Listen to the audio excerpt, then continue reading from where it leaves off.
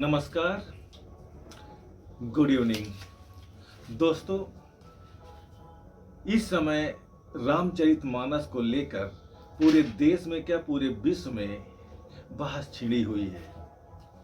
बेशक छिड़ना भी चाहिए, लेकिन छिड़ने के पीछे उद्देश्य क्या है, पहले मैं ये बता दूं कि जब रामचरितमानस लिखी गई थी आज से 500-600 साल पहले, तो उस समय सबसे ज्यादा विरोध हुआ था और गोस्वामी जी का विरोध हुआ था रामचरितमानस को लेकर। उसमें कहा गया था कि रामचरितमानस जैसा धर्म ग्रंथ महाकाव्य ये देववाणी देवभाषा देववाणी संस्कृत में लिखा जाना चाहिए, जबकि इसे जनवाणी में लिखा गया है। इससे महाकाव्य का गौरव समाप्त होता है। लेकिन गोस्वामी जी इस बात से सहमत नहीं थे। उन्होंने लोगों के विरोध का खंडन किया था और दोहावली में उन्होंने एक बात कही थी, का भाषा का संस्कृत प्रेम चाहिए साँच, काम जो आवे कामरी कालय करी कमाच। यानी भाषा का महत्व नहीं है, चाहे वो संस्कृत में लिखी जाए चाहे वो जन भाषा में लिखी जाए, महत्व भाव का होता है। भगवान भाव समझता है, भाषा की कोई बात नहीं है। अगर हमारा काम कंबल से चल जाए तो हमें महंगा दुसाला लेने की जरूरत नहीं है। और भारत की जनता सामान्य भाषा बोलने वाली है, हिंदी बोलने वाली है, इसलिए इस भाषा में ही लिखा जाना चाहिए। भगवान के भाव को, भगवान के विचारों को, भगवान के प्रताप को हमेशा जन भाषा में लिखा जाना चाहिए, ताकि जन जन तक उनका संदेश पहुंच सके। फिर आगे गोस्वामी जी उदाहरण देते हैं दोहावली के दोहा नंबर 351 में। उनका कहना है, मन भाजन मधु पारई पूरन अमी निहारी, का छाड़ी का संग्रही कहाहु विवेक विचारी। यानी कि यदि अमृत को मिट्टी के बर्तन में रख दिया जाए और जहर को मणि के बर्तन में रख दिया जाए, महंगे बर्तन में रख दिया जाए, तो आप बर्तन देखकर पदार्थ पिएंगे या फिर पदार्थ देखकर पिएंगे? स्वाभाविक है, हम पदार्थ देखेंगे। अगर जहर मणि के बर्तन में रखा है तो हम जहर नहीं पिएंगे। अगर अमृत मिट्टी के बर्तन में रखा है तो ही हम अमृत पिएंगे। तो इस प्रकार भाषा का महत्व नहीं, भाव के महत्व को गोस्वामी जी ने बताया है। और उस समय वे अकेले समूचे देश से जिन लोगों ने विरोध किया था उनका अकेले सामना किया था और तर्क सहित जवाब दिया था। इस प्रकार वो आंदोलन शांत हो गया था। ये सच है कि वो विद्रोह हुआ था।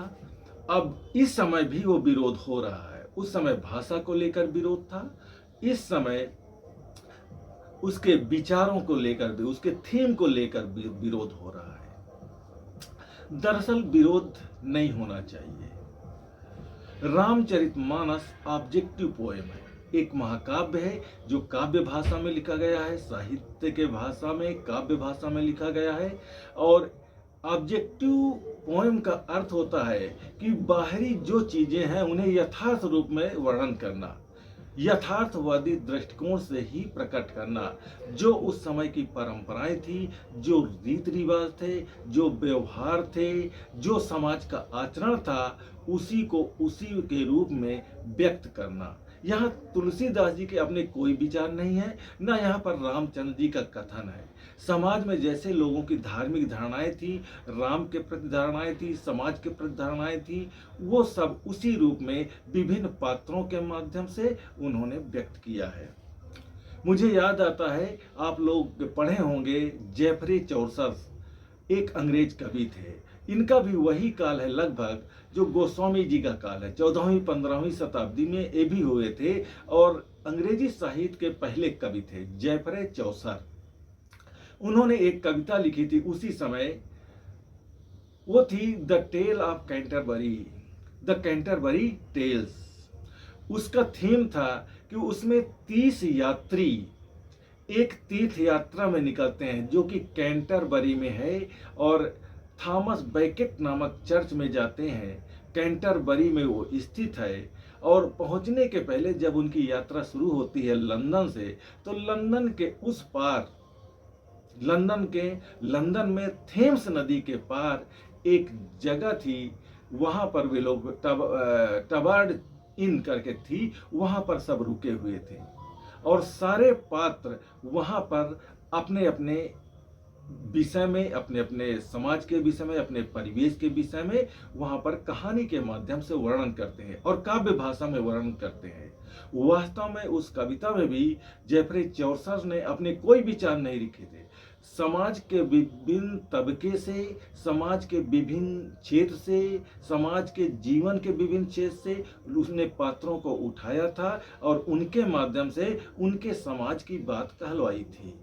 उसमें थे डॉक्टर थे, क्लर्क था, पादरी थे, पादरी की पत्नी थी, एक सन्यासी थे, सरदार थे। इस प्रकार से बहुत से पात्र थे, 30 पात्र थे, और उन्होंने भी यही बात की थी। यथार्थवादी चित्रण उस समय तत्कालीन समाज का दिया था। समाज को व्यक्त करने का यही बेहतर तरीका था। इसीलिए कहा जाता है साहित्य समाज का दर्पण है, क्योंकि साहित्य कहीं ना कहीं तत्कालीन समाज को प्रकट करता है, तत्कालीन समाज के इतिहास को प्रकट करता है। और वही बात चौसर ने की है, वही बात गोस्वामी जी ने की है, क्योंकि साहित्य से केवल एक विधा का ज्ञान नहीं होता, एक विद्या का ज्ञान नहीं होता। साहित्य संपूर्ण व्यक्तित्व का निर्माण करता है, आपके व्यक्तित्व का नैसर्गिक सृजन करता है। अन्य विषय मेडिकल साइंस है, इंजीनियरिंग है, टेक्नोलॉजी है, ये सारी चीजें आपको विशिष्ट कौशल देती हैं, लेकिन साहित्य संपूर्ण व्यक्तित्व का निर्माण करता है। और इसलिए साहित्य को समझना चाहिए, चाहे वो गोस्वामी जी के द्वारा लिखा गया हो या किसी अन्य के द्वारा लिखा गया हो। साहित्य साहित्य होता है, साहित्य की समालोचना हो, आलोचना हो, लेकिन उसका विरोध नहीं होना चाहिए, उसको हटाने का भाव, उसको मिटाने का यह प्रयास नहीं किया जाना चाहिए।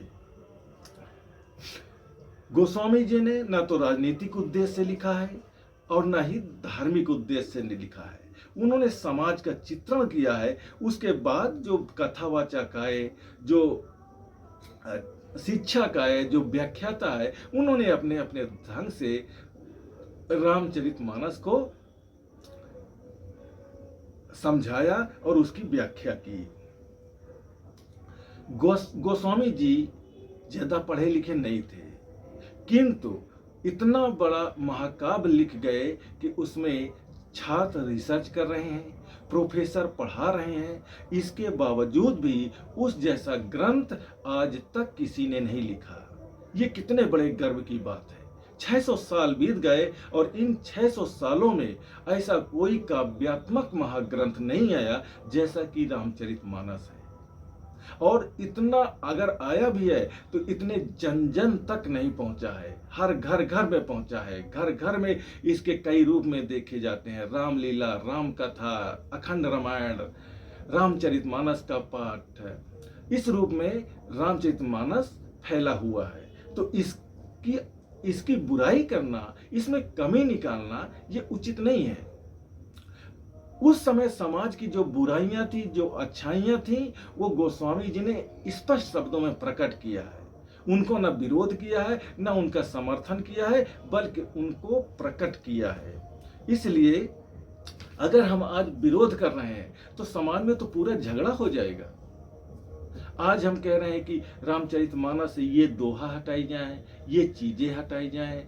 कल फिर एक दूसरा वर्ग कहेगा कि संत रविदास की रचनाओं से हटाया जाए, जिसमें उन्होंने कहा है कि